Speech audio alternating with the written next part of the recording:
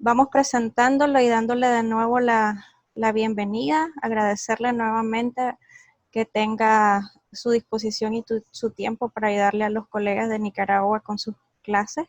El doctor Enrique Monares Cepeda es intensivista mexicano, especialista en medicina crítica y terapia intensiva, certificado por el Consejo Mexicano de Medicina Crítica y por la Sociedad Europea de Medicina de Cuidados Intensivos, médico adscrito de la Unidad de Terapia Intensiva del Centro Médico ABC, tesorero electo del Colegio Mexicano de Medicina Crítica, instructor de los cursos BLS, ACLS, ATLS y Fundamentals, experto en ECMO y asistencia extracorpórea temporal respiratoria y circulatoria, y nos va a hablar el día de hoy sobre el manejo hemodinámico del paciente crítico con COVID-19.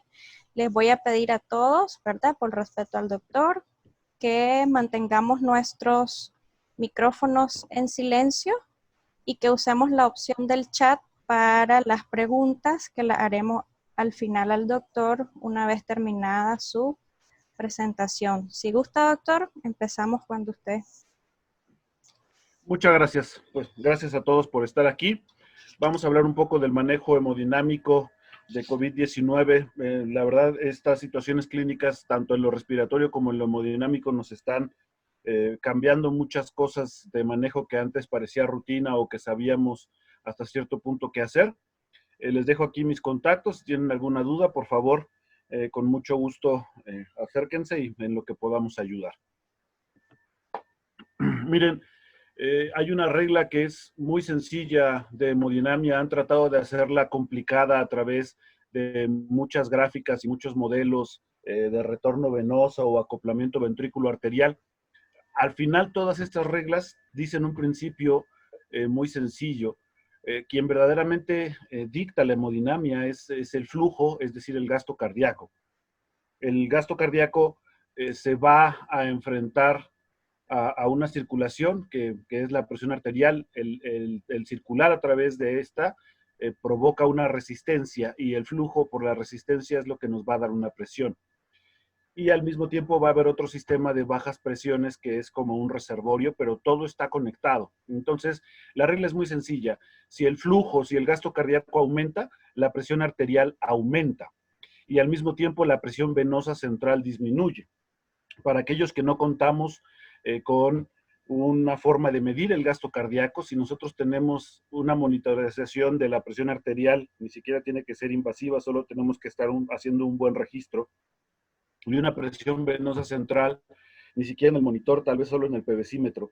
Si la presión arterial se eleva y la presión venosa baja, eso solo se puede explicar porque hubo un aumento del gasto cardíaco. No hay ninguna otra situación clínica que nos dé este fenómeno. Si la presión baja y la PVC aumenta, esto quiere decir que el gasto cardíaco bajó. Entonces, aún en muchas situaciones donde no tengamos una forma de monitorizar el gasto cardíaco, sí podemos saber hacia dónde se está dirigiendo el gasto cardíaco. Si el gasto cardíaco baja, la presión arterial media va a bajar y la presión venosa central va a subir. Si el flujo se mantiene constante y la presión arterial disminuye, esto solo puede ser debido a una disminución de las resistencias periféricas. Aquí sí sería importante poder medir el gasto cardíaco de alguna manera, bioquímica, ecocardiografía o algún monitoreo de línea arterial o catéter de Swan-Ganz que se tenga disponible, o simple y sencillamente estimarlo. Si el gasto cardíaco no ha cambiado y la presión arterial baja, eso solo puede ser explicado por vasodilatación. Si el gasto cardíaco, el flujo baja, la presión arterial baja y la presión venosa sube, como ya dijimos hace un momento, esto es un problema de bomba. Este paciente únicamente se beneficiará de alguna situación que aumente el gasto cardíaco. Si el flujo baja, la presión arterial baja y la presión venosa baja, esto quiere decir que hay un problema de volumen. Este es el único paciente que se beneficiaría de un reto o una carga de volumen. Si nosotros estamos monitorizando constantemente la presión arterial y la presión venosa, el detectar una disminución de estas dos presiones nos identifica a pacientes que han perdido volumen. Realmente, bajo este tipo de monitoreos, pues no es necesario tratar de hacer un reto de volumen. Si estamos sabiendo el comportamiento de la presión arterial y la presión venosa, podemos saber qué paciente ha perdido volumen y qué paciente no ha perdido volumen, y con esto decidir qué paciente necesita un reto de volumen. Esto se puede graficar de esta manera. La presión arterial sube y la presión venosa central baja. Eso solo se debe a una descarga adrenérgica que acontece cuando el paciente está haciendo ejercicio, o tal vez cuando empieza a sangrar y hay una descarga adrenérgica, o tiene dolor, o una persona que se prepara para huir. Sí, vale, es que el De mamá le descargas puede poner el adrenérgicas. audio.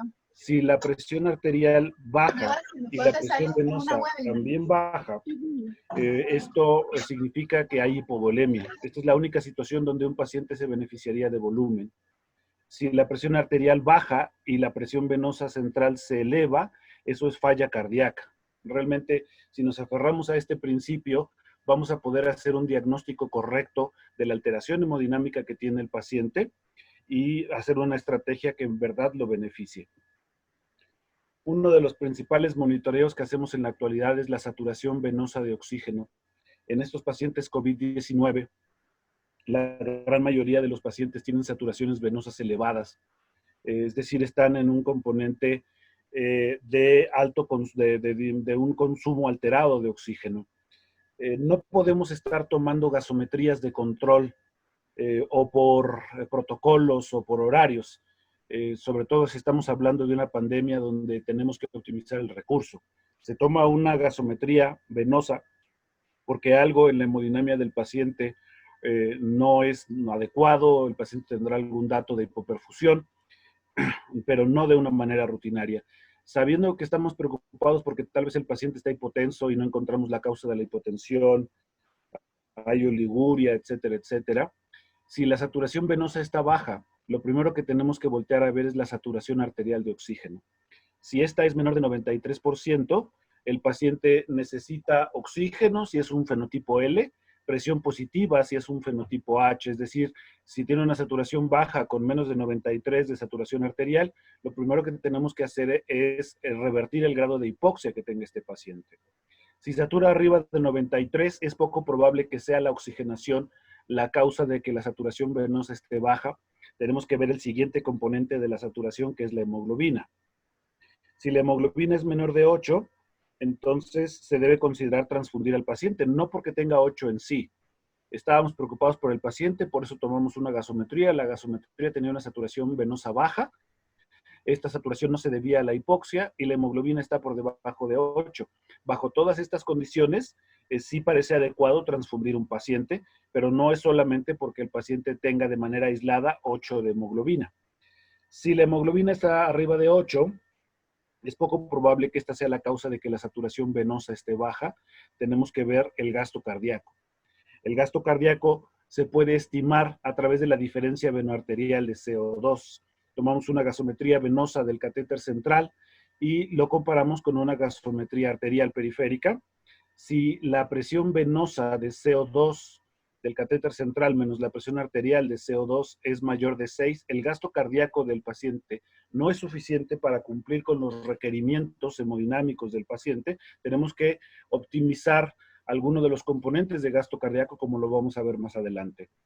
Por el contrario, si la diferencia venoarterial de CO2 es menor de 6, esto quiere decir que el gasto cardíaco es adecuado para cumplir los requerimientos metabólicos del paciente y no vale la pena, independientemente de en qué cifra de gasto cardíaco esté, el tratar de aumentar el gasto cardíaco.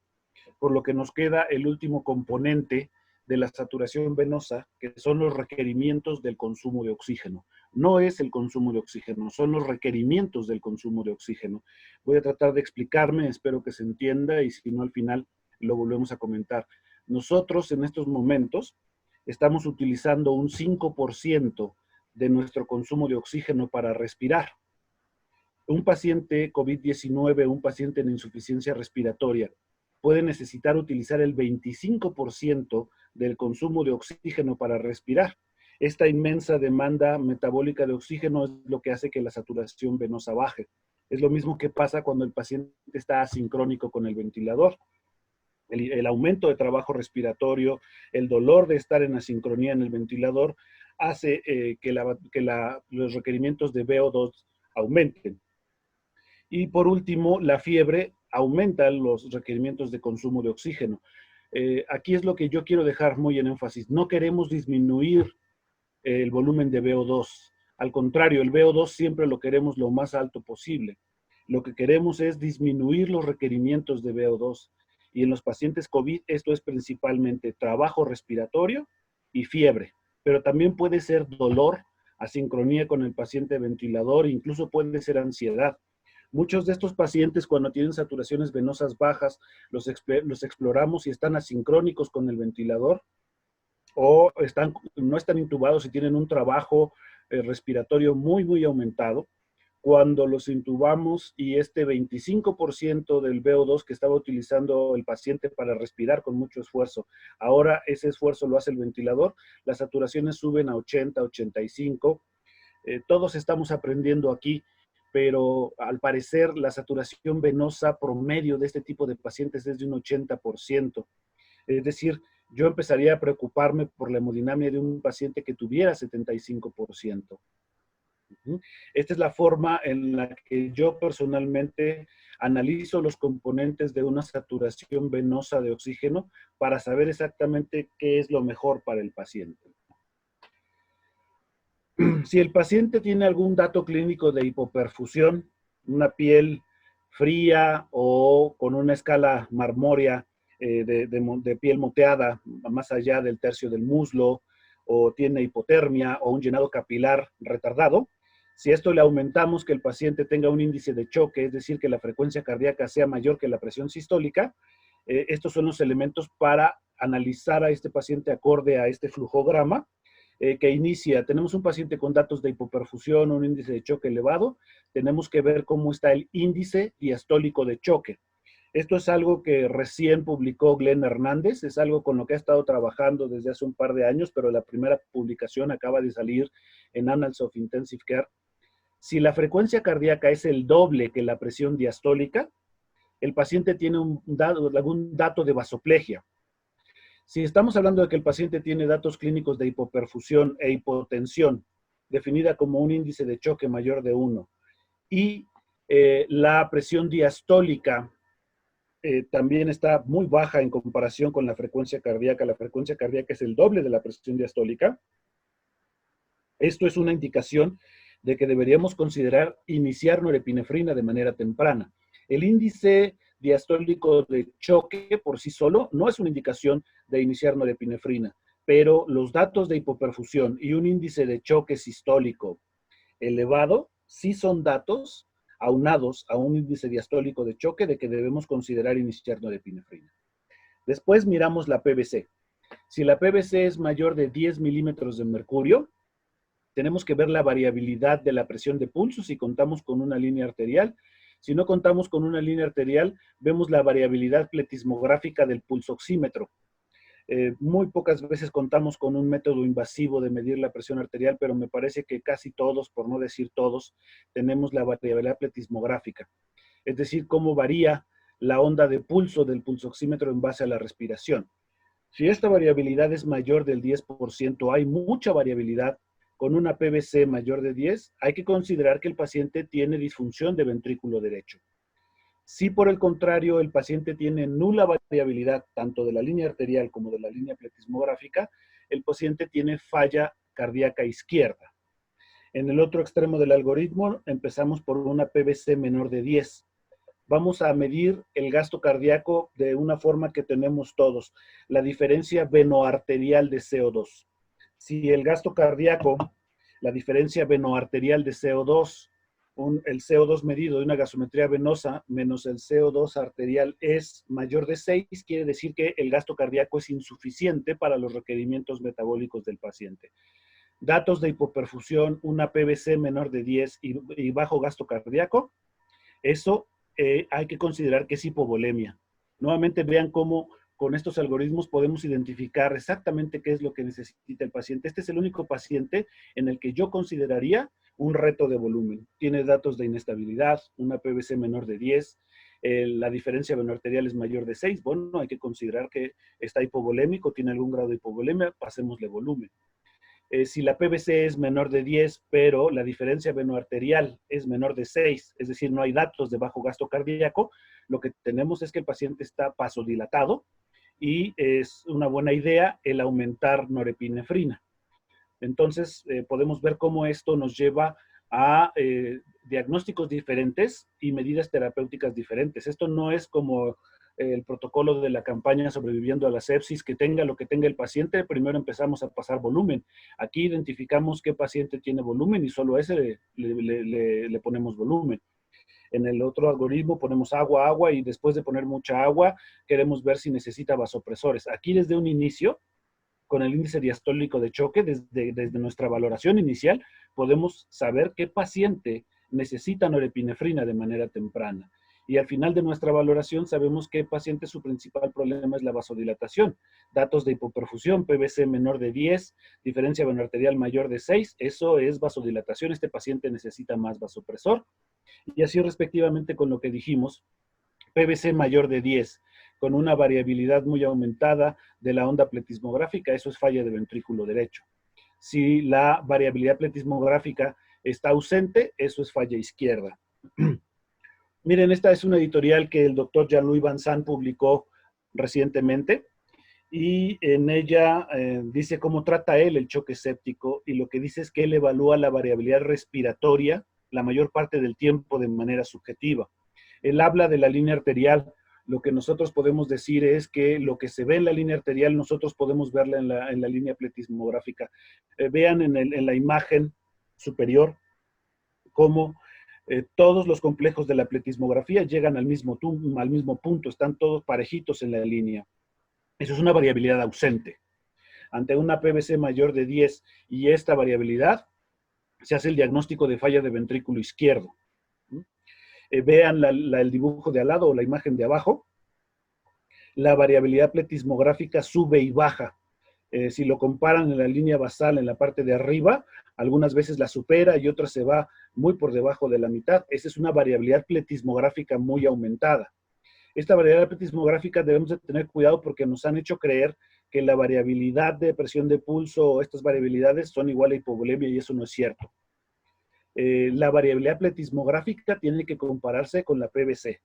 Si la PVC es menor de 10 y vemos esta variabilidad pletismográfica, sí es posible que el paciente tenga algún grado de hipovolemia y se beneficie de una infusión de volumen. Pero si la PVC es mayor de 10, esta variabilidad pletismográfica nos indica falla de ventrículo derecho. Realmente, si nos aferramos a estos principios y sabemos cuáles son las bases, podemos diagnosticar cualquier trastorno hemodinámico que tenga el paciente, también como lo haríamos si tuviéramos ecocardiograma. Pero, por supuesto, es mucho mejor tener ecocardiograma. La interacción cardiopulmonar, a lo que me refiero, cuando la presión intratorácica aumenta, generalmente porque el paciente expira cuando no está intubado o inspira cuando está intubado, cuando la presión dentro del tórax aumenta, si se comprimen las venas y vasos pulmonares, la pletismografía va a estar subiendo y bajando. Cuando nosotros vemos una pletismografía que sube y baja, eso quiere decir que la circulación pulmonar se comprimió al aumentar la presión del tórax. Puede comprimirse porque haya poquito volumen dentro de los vasos, es decir, hipovolemia, pero también puede comprimirse porque el esfuerzo del tórax haya sido muy grande, como cuando hacemos una maniobra de reclutamiento alveolar, subimos demasiado la presión intratorácica, o en un choque obstructivo, como un taponamiento, o en falla de ventrículo derecho que ocasiona una hipertensión pulmonar. Por otro lado, cuando vemos una nula variabilidad, lo que pasa es que el aumento de la presión intratorácica no presionó los vasos pulmonares y por ello no hubo una compresión, no hubo una variabilidad. Vemos todos los complejos iguales. Esto puede deberse a falla de ventrículo izquierdo, a sobrecarga de volumen, pero también puede deberse a una descarga adrenérgica muy fuerte, como lo que sucede cuando los pacientes empiezan a sangrar. Un paciente sano que empieza a sangrar, lo primero que hace es esta descarga adrenérgica cerrarse periféricamente y al cerrarse periféricamente da esta imagen. Y también puede ser, por ejemplo, que estemos ventilando al paciente con volúmenes corrientes muy pequeños y el aumento de presión en el tórax no mueva la línea pletismográfica. Entonces, si no es un diagnóstico dicotómico ver si hay variabilidad o no hay variabilidad. Nos han hecho creer mucho que si ven mucha variabilidad, pónganle volumen, y si no ven variabilidad, no le pongan volumen, y eso no es del todo cierto. Miren este caso de variabilidad extrema. Vean cómo durante la inspiración la línea pletismográfica casi desaparece, lo cual quiere decir que el paciente no está intubado, está respirando con presión negativa. Por eso cuando inspira, como la presión es negativa, succiona y baja la presión en el pletismógrafo. Si el paciente estuviera intubado, al inspirar aumenta la presión positiva. Pero vean que el esfuerzo tan importante como cuando respira prácticamente como que desapareciera la pletismografía, y cuando expira sube la pletismografía. Esta es una variabilidad extrema en un paciente hipervolémico, pero con taponamiento cardíaco. Lo que están viendo aquí es un taponamiento cardíaco. Por eso es tan importante interpretar esta variabilidad en base a la presión venosa central, porque este paciente va a tener una PVC o tiene una PVC muy, muy alta por el taponamiento cardíaco. Vean, aquí hay otro ejemplo de cómo la variabilidad pletismográfica se corresponde con la variabilidad de la línea arterial. Se ve más impresionante la variabilidad en la línea arterial, pero es un problema de escala. Realmente si lo vieran en la misma escala se parecerían las dos, pero yo quiero que vean la línea pletismográfica. La línea pletismográfica sube y baja, tiene una variabilidad aumentada nuevamente en un paciente con taponamiento cardíaco. Si no es hipovolemia lo que les parece que tenga el paciente y ven mucha variabilidad, tienen que descartar dos situaciones: falla de ventrículo derecho y choque obstructivo. Otra cosa es que tienen que asegurarse que las líneas que están analizando estén empalmadas, que estén coordinadas al mismo tiempo. Abajo se ve la respiración, pero no a la misma escala, a la misma velocidad que la línea pletismográfica. Este otro ejemplo, vean cómo hay una ausencia total de variabilidad tanto en la línea arterial como en la línea pletismográfica. La línea arterial en rojo, la pletismográfica en azul. Las dos pareciera que no tienen ninguna variabilidad, ninguna es más grande que la otra.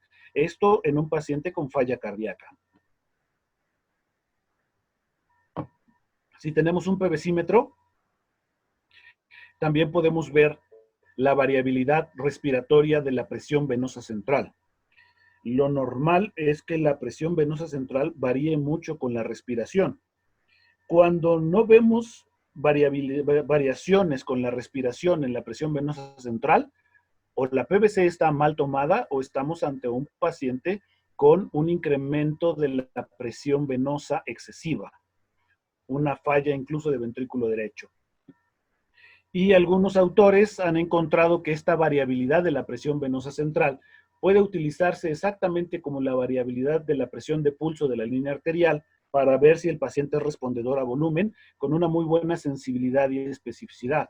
La PVC más alta durante un ciclo respiratorio menos la PVC más baja en un ciclo respiratorio, si hay una variabilidad muy incrementada en porcentaje con esta situación, PVC mayor menos PVC menor, si esto es mayor del 13%, esta variabilidad, el paciente hay una gran posibilidad de que sea respondedor a volumen.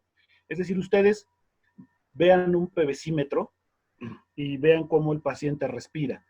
Si no hay variabilidad con la respiración, uno, consideren que tal vez la PVC está mal tomada y no hay una conexión directa entre el PVCímetro y la aurícula derecha. Y dos, es un paciente que no tolera volumen. Si ven ustedes una variabilidad muy incrementada, 4 o 5 centímetros de agua con cada respiración, eso quiere decir que es un paciente con mucha distensibilidad venosa, lo cual quiere decir que puede ser tolerante a volumen. Si ustedes creen conveniente el poner volumen y ven que el paciente tiene una PVC baja y una alta variabilidad respiratoria, hay suficientes condiciones como para creer que el volumen no le va a hacer daño al paciente. Insisto mucho, esto quiere decir que al paciente no le va a hacer daño, no quiere decir que lo necesite. Hay mucha gente en la actualidad que habla de ecocardiografía.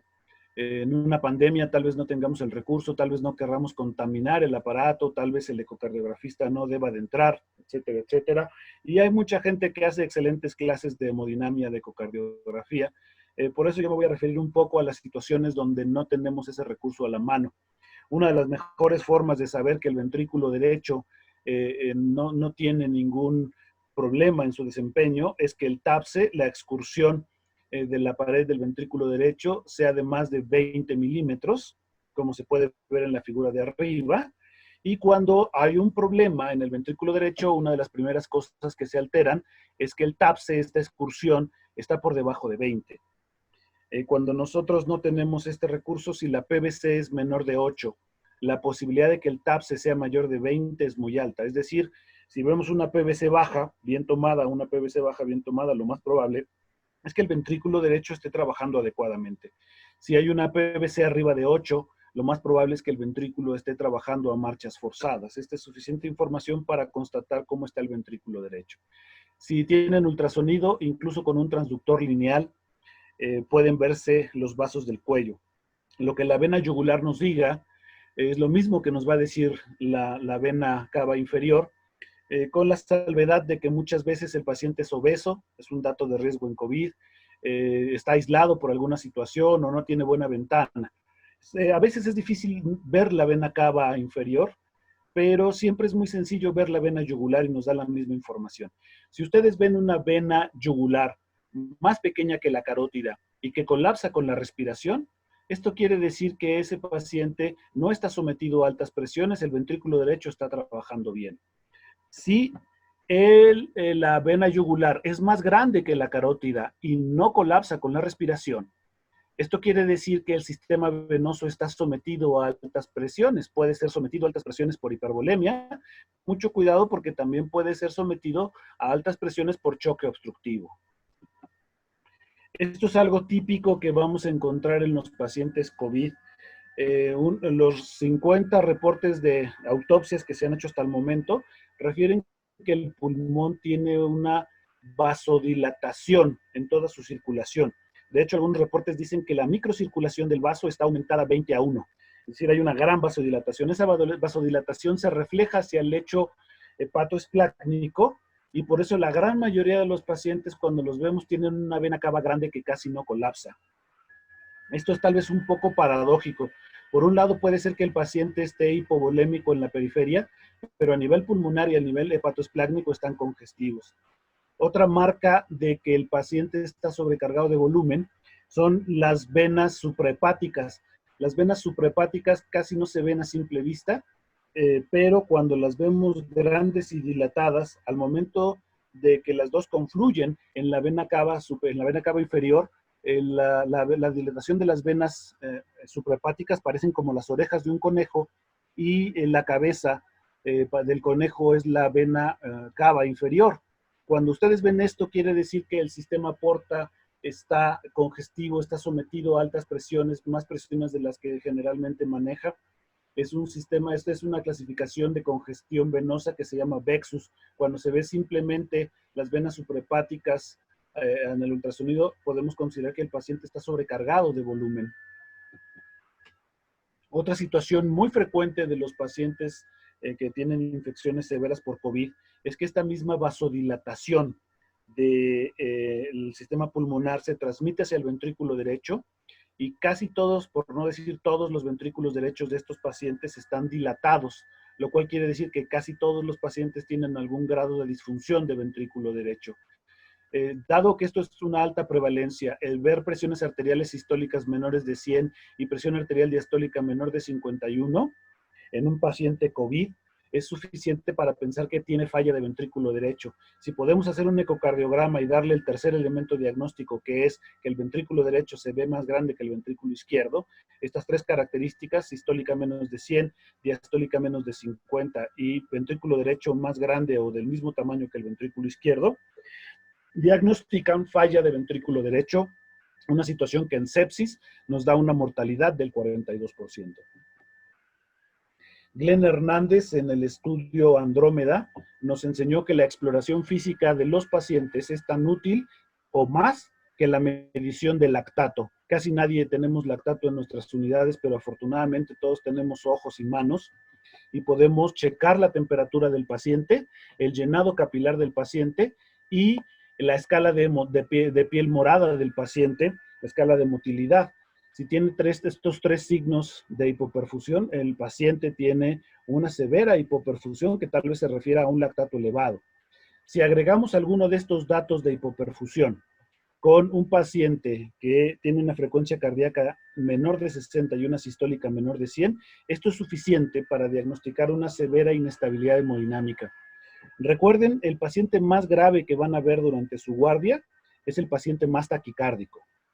Por eso el índice de choque es fundamental. Cuando la frecuencia cardíaca es mayor que la presión sistólica, el paciente está hemodinámicamente inestable. Ese es el paciente más grave que van a ver. Pero el segundo paciente más grave que van a ver es el paciente que debería estar taquicárdico y que no está taquicárdico. Ese lo reconocemos porque tiene los 3 datos de hipoperfusión o 2 y no está taquicárdico y tiene una sistólica menor de 100. Entonces tengan mucho cuidado porque a veces vemos el paciente que no está taquicárdico y creemos que no hay problema, cuando en realidad si tiene un dato de hipoperfusión, sistólica menos de 100 y frecuencia cardíaca menor de 60, ese paciente tiene una severa hipoperfusión. Si pudieran medirle el lactato, verían que está en 2 o 3. Como les decía, esto acaba de salir publicado en Annals of Intensive Care, se llama índice diastólico de choque. Es la frecuencia cardíaca sobre la presión diastólica.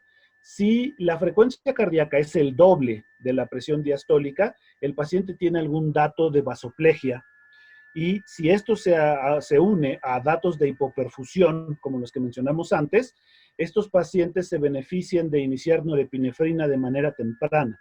Todo lo que estamos haciendo en COVID son observaciones, pero el evitar que los pacientes tengan índice diastólico de choque mayor de 2 utilizando norepinefrina, especialmente cuando esto hace que la saturación periférica de oxígeno aumente, identifica a pacientes que se benefician mucho del empleo de vasopresores, no tanto para aumentar la presión sistólica, sino para cerrar esa vasodilatación pulmonar de la que estamos hablando hace un momento.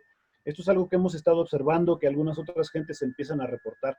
Hay algunos pacientes que se hipotensan, se ponen hipóxicos, inicias norepinefrina y al momento de revertir la hipotensión, reviertes la hipoxia. Incluso hemos evitado que algunos pacientes se pronen con esta maniobra y es terriblemente más sencillo poner norepinefrina a un paciente que pronarlo.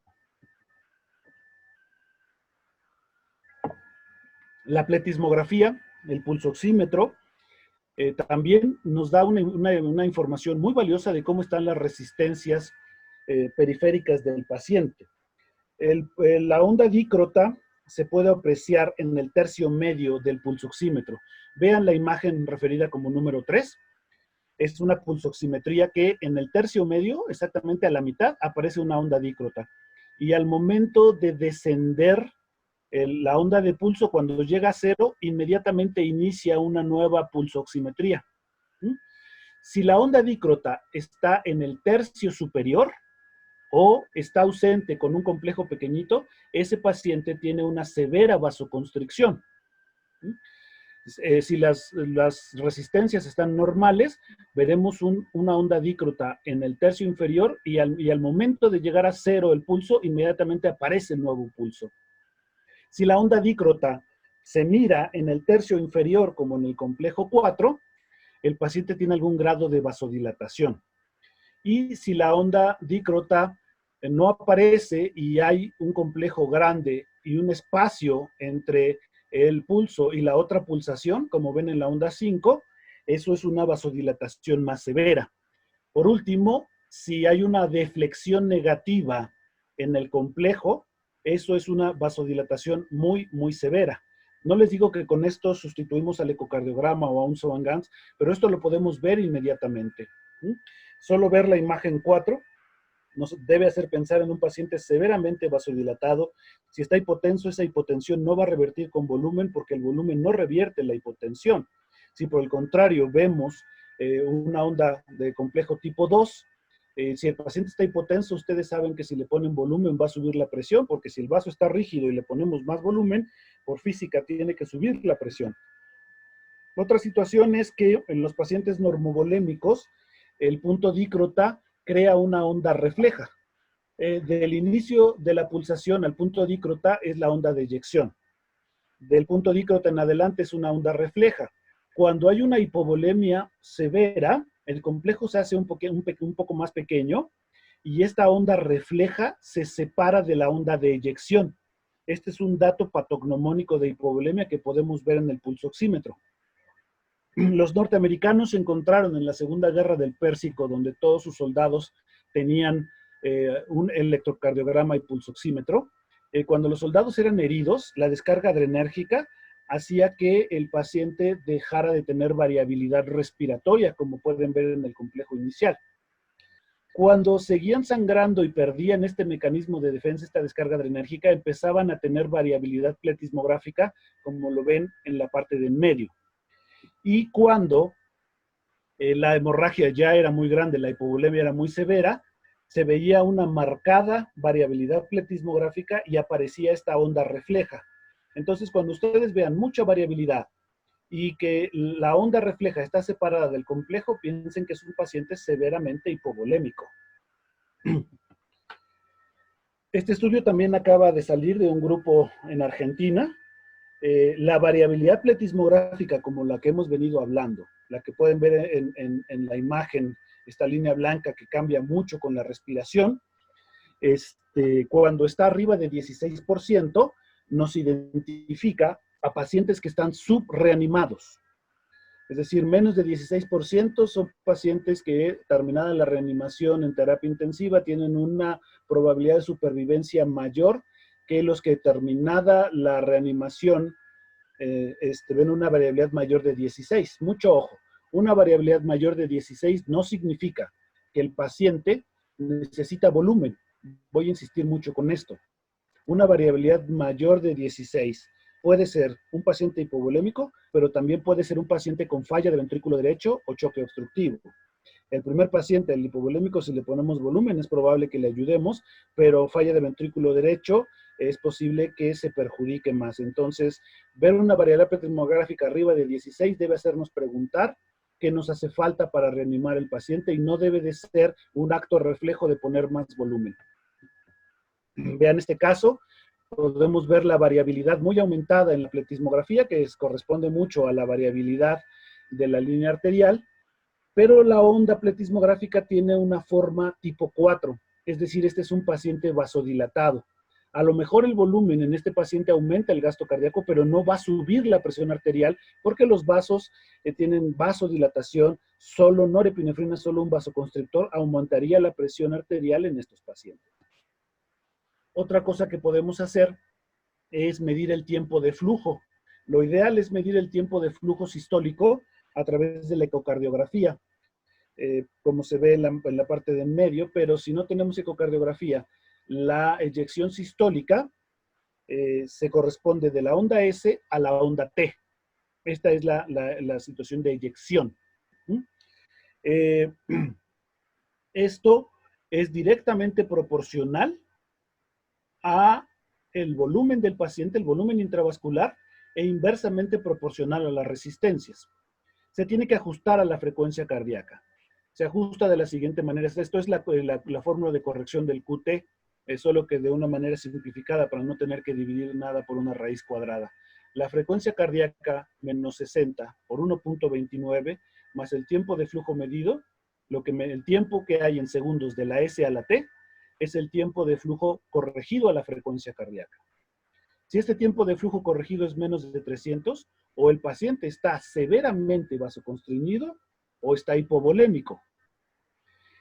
Si este tiempo de flujo corregido es mayor de 340, o el paciente está hipervolémico o tiene una vasodilatación extrema. Entre 300 y 340 no podemos decir muy bien qué es lo que está pasando. Vean este ejemplo, el paciente está con una frecuencia de 110 y tiene una presión arterial de 87/41. Medimos el tiempo de flujo de la onda S a la onda T, se puede hacer en algunos monitores, a veces lo hacemos tomando un dedo largo, pero en la gran mayoría de los monitores ya se puede hacer. El tiempo de flujo medido es de 240. 240 menos 60 por 1.29, perdón, 110 la frecuencia cardíaca, 110 menos 60 por 1.29 más 240 son 304. Es decir, este paciente tiene algún componente de hipovolemia. Aunado a la onda pletismográfica, tiene una onda de vasoconstricción este paciente se va a beneficiar de volumen, hay una alta probabilidad de que aumente el gasto cardíaco y definitivamente va a subir la presión porque si el vaso está muy apretado y le ponemos más volumen, la presión dentro del vaso va a subir. Muy diferente a este paciente que tiene 131 de frecuencia cardíaca y una presión 79/32. Prácticamente cualquier persona que vea esto iniciaría un reto de volumen, pero vean en el recuadro la onda pletismográfica es tipo 4, el paciente está vasodilatado. Es muy poco probable que este paciente responda adecuadamente a volumen, es decir, si le pongo volumen no va a subir la presión. Si hacemos las fórmulas, 131 menos 60 por 1.29 más 250, que es el tiempo de flujo medido, son 341. Este paciente o está hipervolémico o está severamente vasodilatado. En ninguno de los dos casos es correcto iniciar el volumen intravascular. Este paciente se corrigió su hemodinamia al ponerle norepinefrina.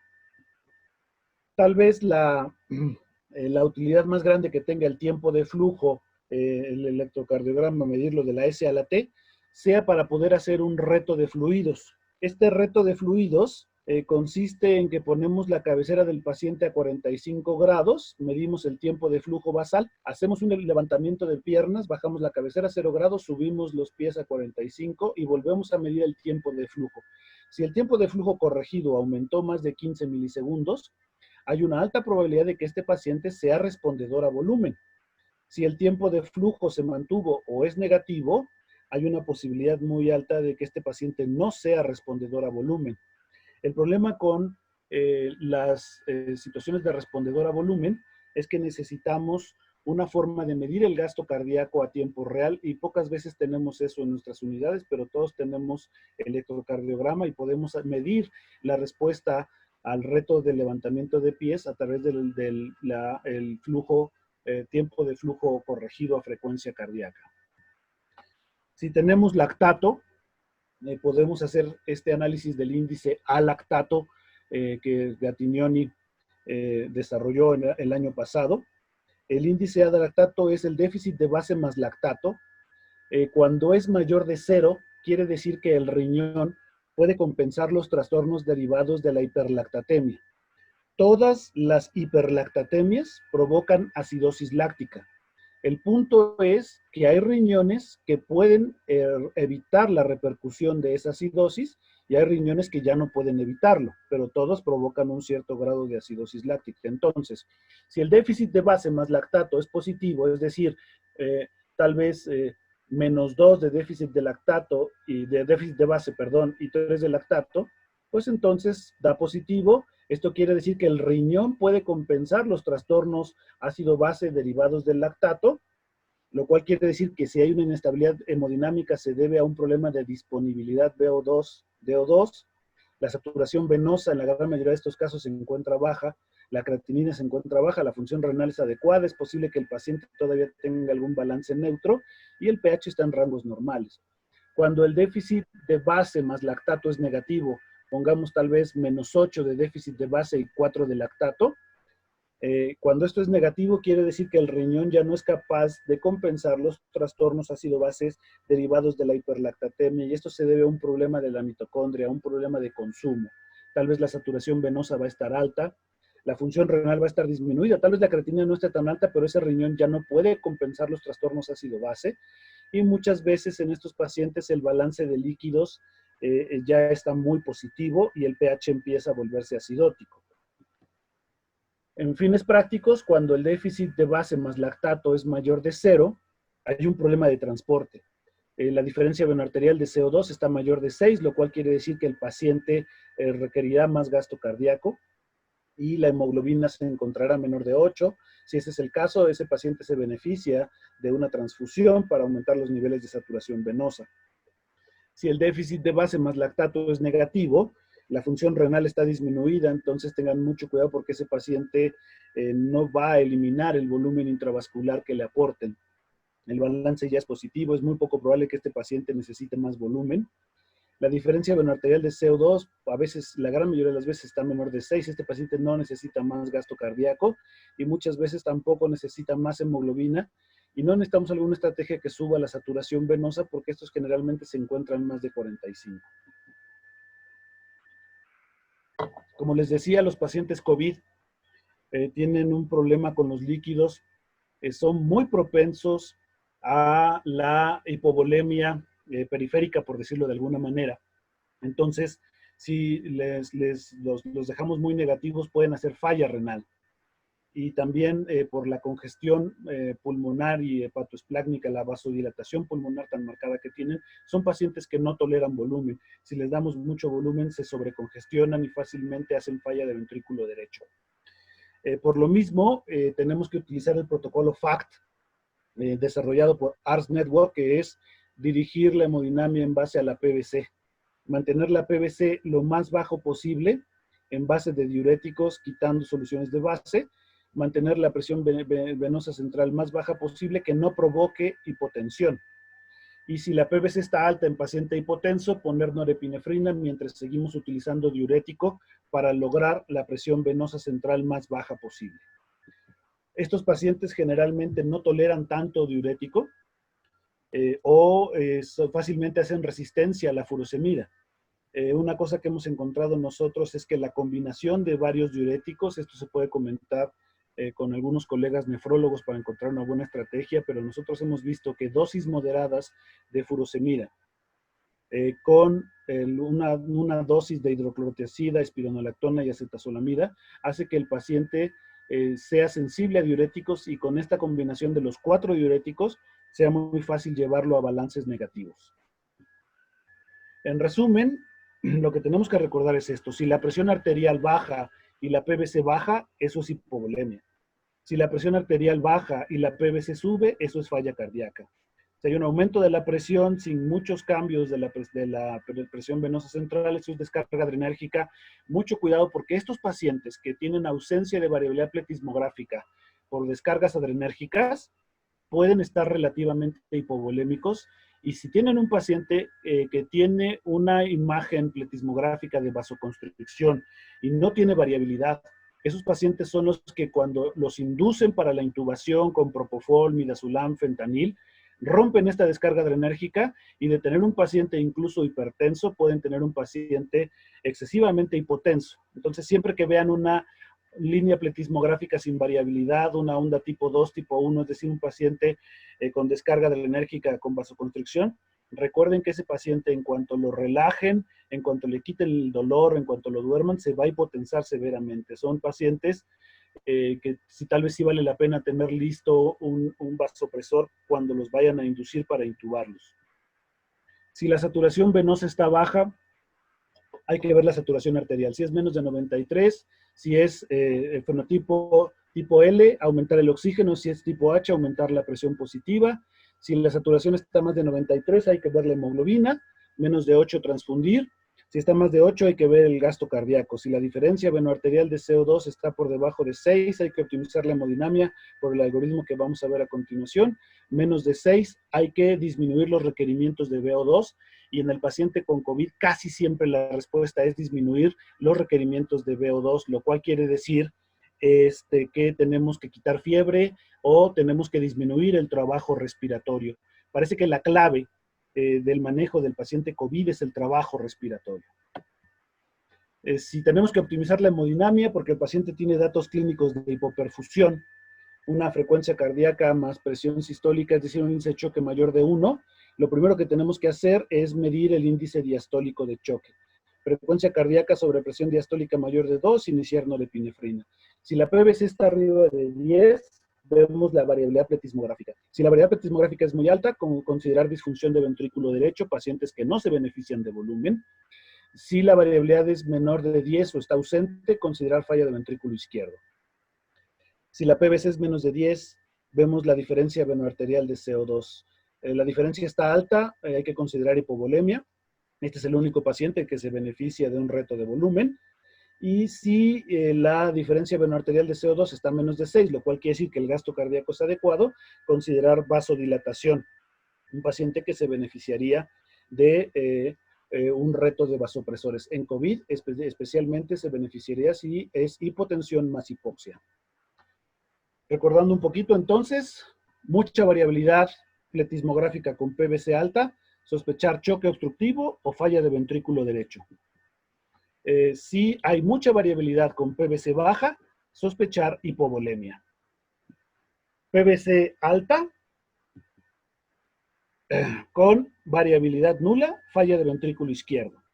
PVC baja con nula variabilidad, considerar una descarga adrenérgica que puede ser una hipovolemia compensada, y como les decía, este es el paciente que tiene una ausencia de variabilidad pletismográfica, el que tiene una descarga adrenérgica, y cuando hagan un intento de intubar al paciente, es probable que se hipotense severamente. Entonces, tengan unos cuantos segundos cuando vayan a intubar a un paciente, el saber por qué lo van a intubar específicamente, porque esto es una situación muy diferente a la que nos encontramos generalmente en el momento de intubar un paciente COVID.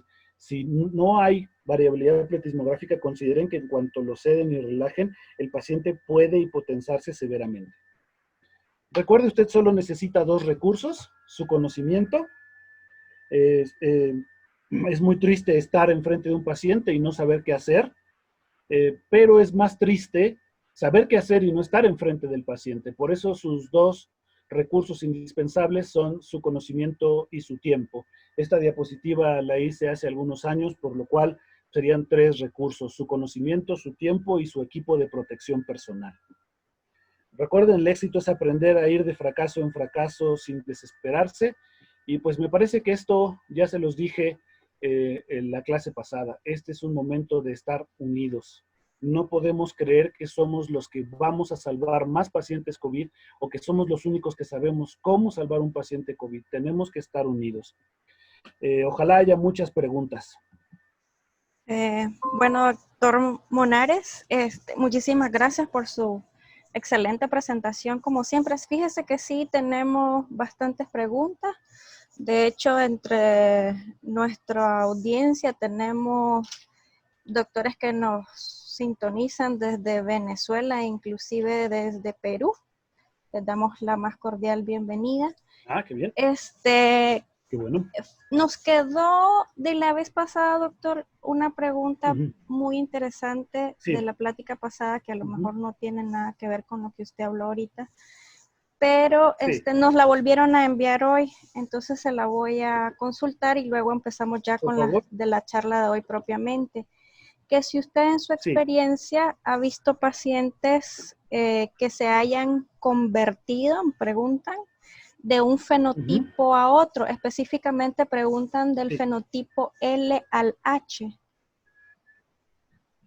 Sí, miren, el problema es este.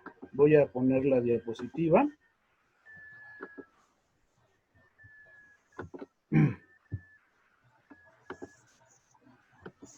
¿Ya la están viendo? Sí. Miren, todos los pacientes COVID inician por la imagen que está a la derecha enfrente del monitor de ustedes, que dice microestresores. Hay una discusión sobre si el paciente tiene ARDS o no tiene ARDS. Para mí esa es una discusión irrelevante.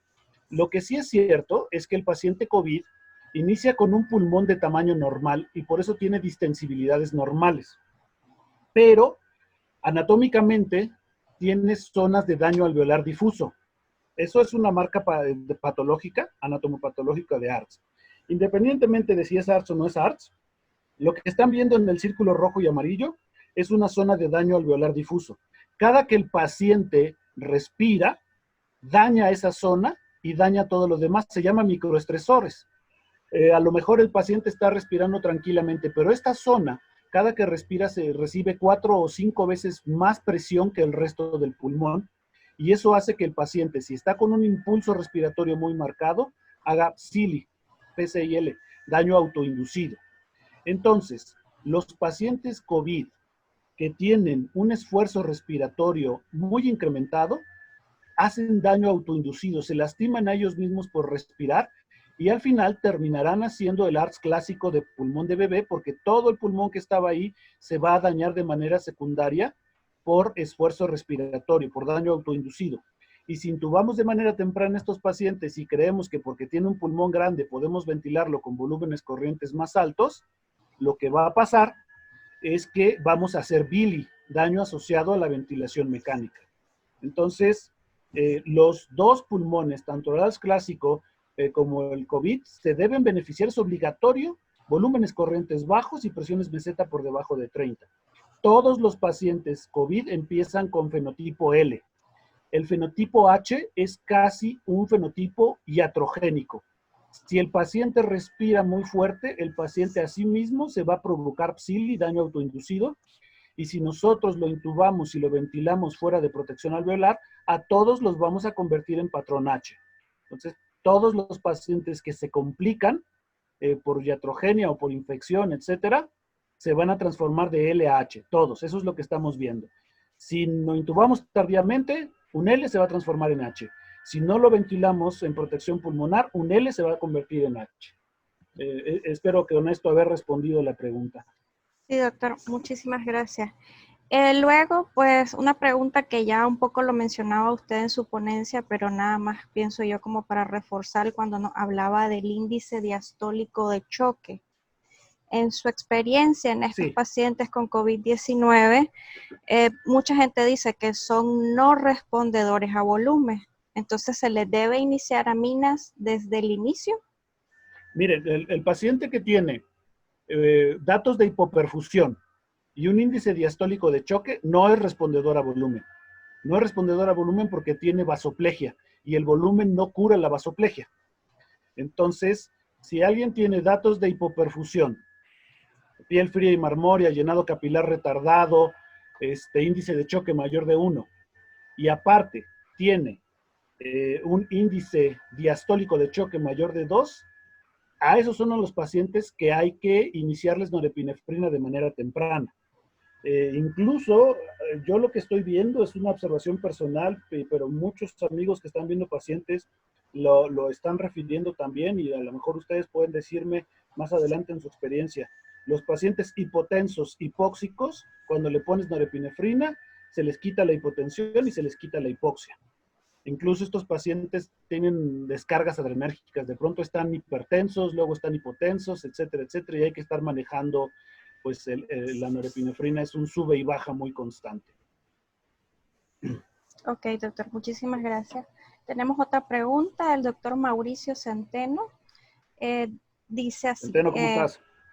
Disminución de la saturación venosa central durante el aumento del PEP.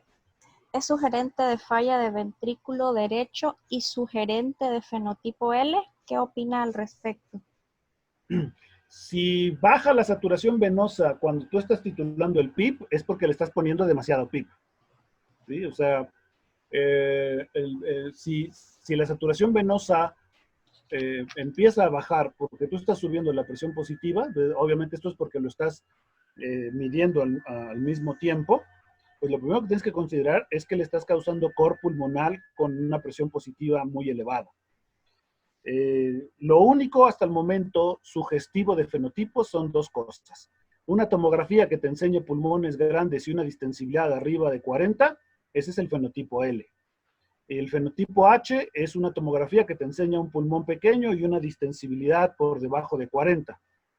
Entonces, realmente de manejo hemodinámico no encontraría yo el poder decir que la saturación venosa le agregue algún componente de fenotipo. Generalmente cuando estamos intubando a los pacientes es por una L que casi o ya se convirtió en H. El doctor Mauricio Centeno solicitó la palabra. Si gusta ya puede hablar, doctor. ¿Me escuchan? ¿Sí? Maestro, ¿qué tal? Un gusto saludarlo. Siempre escuchando sus conferencias. Adelante. Maestro, lo que pasa es de que la pregunta, como hice previamente, con apenas 2, se sugiere que el paciente con fenotipo L va a requerir muy poco PIP. Estamos hablando entre 8, 10, máximo 12.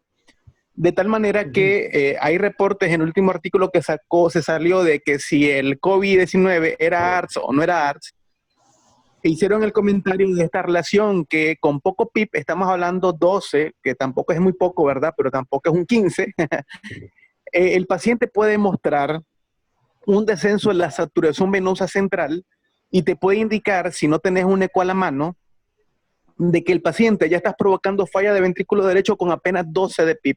Y al mismo tiempo te está sugiriendo que el paciente es un fenotipo, te sugiere, ¿verdad? Lo ideal es una tomografía, como usted bien dijo, pero te sugiere de que el paciente le está haciendo falla de ventrículo derecho muy probablemente, y lo otro es ver la distensibilidad. Es decir, si tengo un paciente que no le pudimos hacer tomografía de entrada por, obviamente, las condiciones de no contaminar, y encontramos que la distensibilidad está arriba de 50 mililitros por centímetro de presión, y encontramos que con 10, 12 de PIB el paciente baja la vasopresina central, te está diciendo que este paciente no requiere mucho PIB y que lo que te sugiere es que lo prones no con fines de reclutar, sino con fines de mejorar la redistribución hipóxica a nivel pulmonar. No sé usted qué opina al respecto, profesor. Mira, yo creo que en gran parte tienes razón, más bien pues todo es, podemos ir por pasos. Si no tienes una tomografía en el momento que lo intubas y ves una distensibilidad arriba de 40, pues piensa que el paciente tiene fenotipo L. La mejor forma de saber si le estás haciendo core pulmonal al paciente con tu ventilador es porque tu meseta se fue arriba de 27 y tu meseta menos PIB se fue arriba de 18. Esa es la mejor forma de sospecharlo. Si no es necesario avanzar hasta ver una saturación venosa baja. Entonces, si alguien tiene más de 40 de distensibilidad COVID o no COVID, no se beneficia de PIB. Sí, si claro. no puede estar hipoxémico, si no le puedes revertir la hipoxemia con 10 de PIB, hay que pensar en pronarlo. Si está hipotenso, hay que pensar en subir un poquito la presión arterial media. Yo lo llamaría un reto de vasopresores. Esto es experimental. Gattignoni acaba de decir que aquí no hay expertos, que él está aprendiendo. Y si él está aprendiendo, pues, ¿qué te digo de yo? Pero sí, claro, por supuesto. nosotros lo que hemos estado haciendo y hemos estado evitando que se pronen pacientes es, ver si hay hipotensión y hay hipoxia, probamos con un reto de vasopresor y muchas veces, bueno, yo no he tenido que pronar a nadie actualmente. O sea, lo que hacemos es ponerle 80, 85 de media y la oxigenación mejora.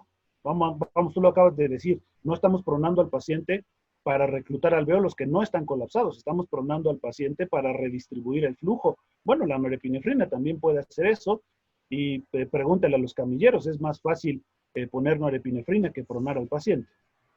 Claro. Gracias. Sí, doc. Entonces nosotros queremos quedarnos con la idea, porque eso está documentado y bien usted lo está reforzando y nos está dando pauta, que el paciente que te llegue de entrada, y si le puedes hacer una tomografía y mirar de que no tiene áreas de consolidación y te sugiere que es un fenotipo L, este paciente ponerle los dispositivos artesanales que nos dio usted en la clase previa, ¿verdad? Ponerle vasoconstrictores e inclusive tenerlo con esos dispositivos en prono, de entrada. Más vasopresores. Creo que sería una buena alternativa para nosotros como país en vías de desarrollo usar estas alternativas. Muchas gracias, profesor, por preferimos su ser charla. llamados economías emergentes. Entiendo. Sí, tienes toda la razón en lo que dijiste. ¿Alguna pregunta más? Bueno, muchísimas gracias al doctor Centeno. Nos preguntan, doctor, ¿nos podría comentar su experiencia en falla cardíaca en este tipo de pacientes? Miren, la experiencia de todos es muy poca, ¿no? Pero sí te voy a decir lo que hemos visto y lo que se ha leído.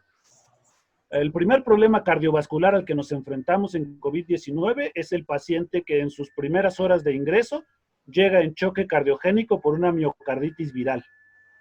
A estos pacientes hay que darles mucho soporte porque son transitorias. Las primeras horas van a estar increíblemente inestables en choque cardiogénico. Un buen manejo hemodinámico, dobutamina, mucha paciencia, es posible que el paciente salga adelante. Ese es el primer punto. Digamos que en los primeros días de ingreso, si un paciente está muy inestable, tenemos que pensar en dos cosas. Que tiene una miocarditis viral, lo cual podemos diagnosticar por troponinas elevadas, dímero D elevado, ferretina muy elevada y proteína C elevada. Después de eso, en los días intermedios, tenemos el riesgo de que pacientes con antecedentes de cardiopatía isquémica, como estamos ante un síndrome procoagulante con dímeros D muy elevados, ese sea el empujoncito para que se infarten. Entonces siempre tenemos que en los primeros días sospechar o que está haciendo una miocarditis viral o que se está infartando. Si se está infartando y no tenemos a la mano hemodinamia, tenemos que tratar de trombolizarlos lo más pronto posible, porque eso es lo que menos contamina al personal en la atención, va de moverlo a hemodinamia, trasladarlo a otro hospital, etcétera, y que si se hace temprano puede ser de utilidad al paciente. Después viene otro tercer conjunto que tienen los pacientes que llaman que es una tormenta de arritmias. Tenemos que tener cuidado de que esta tormenta de arritmias no sea provocada por nosotros mismos al darle demasiados fármacos experimentales, y quiero ser muy enfático al decir experimentales, hidroxicloroquina, acitromicina, los antivirales, etcétera, etcétera, que prolongan el intervalo QT y que son proarrítmicos. Entonces, hay algunas escalas que se pueden utilizar, pero la verdad es que si no hay una evidencia tangible de mejoría y si hay una evidencia muy directa de daño por arritmias, por prolongación del QT, hay que tener cuidado. En resumen, primeras horas, pensar en miocardiopatía viral, es desastrosa, hay que dar mucho apoyo. Después, pensar que el paciente se puede infartar tanto por estar en un estado procoagulante de una placa que ya estaba inestable, como por un aumento del consumo coronario de oxígeno. Es decir, a lo mejor no tienen coronarias tapadas, pero la hipoxia les demanda mucho y por eso se infartan. Son los dos tipos de infarto. Y al último, que no esté en una tormenta eléctrica, es decir, que no tenga prolongación de QT, arritmias. Eso es lo que nosotros hemos visto de novo en el paciente con COVID y, por supuesto, muchos casos de tromboembolia pulmonar. Hay gente que está diciendo que si el dímero D está arriba de 2000, lo anticoagulemos formal. Yo no sé si eso es correcto. Lo que sí sé es que todos deben de tener anticoagulación profiláctica, como siempre lo hemos hecho, porque los riesgos de trombosis son muy altos con ellos. Bueno, una de las prácticamente la última pregunta que tenemos por acá, doctor. ¿Su experiencia con el uso de óxido nítrico en estos pacientes? Miren, el óxido nítrico es muy controversial, porque si lo que estamos viendo en los estudios de autopsia y en la ecocardiografía es vasodilatación, pues no habría mucho lugar para ponerle un vasodilatador.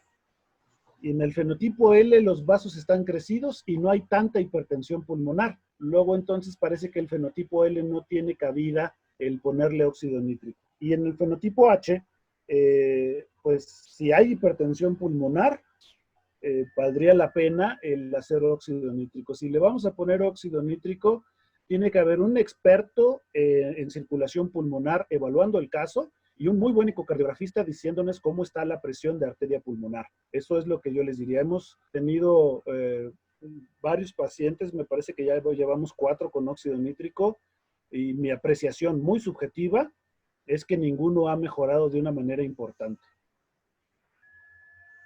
Bueno, muchísimas gracias, doctor. Le agradecemos por su plática, que nos dio herramientas útiles y que todos tenemos prácticamente a la mano, como es la variabilidad de la presión de pulso, que se puede calcular poniéndole pausa a la gráfica en el monitor, o incluso hay algunos monitores en donde se programa de forma automática. Usted le pone si quiere que venga de la línea arterial o si quiere que venga de su oximetría de pulso. Entonces son cosas que pues todos tenemos a la mano, no así como el óxido nítrico, con el cual no contamos en todos los hospitales de nuestro país.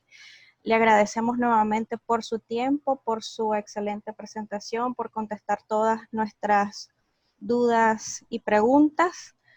Le agradecemos también a la doctora Reina Úbeda, que fue una de las organizadoras de esta sesión, y esperamos pues que, como ya le había mencionado en la ponencia anterior, pues poder tenerlo pronto nuevamente por acá, por Nicaragua, cuando ya todo este boom del coronavirus pues pase, ¿verdad? Aunque dicen que va un poco para rato, esperando que el 50% de la población mundial se contagie de alguna forma.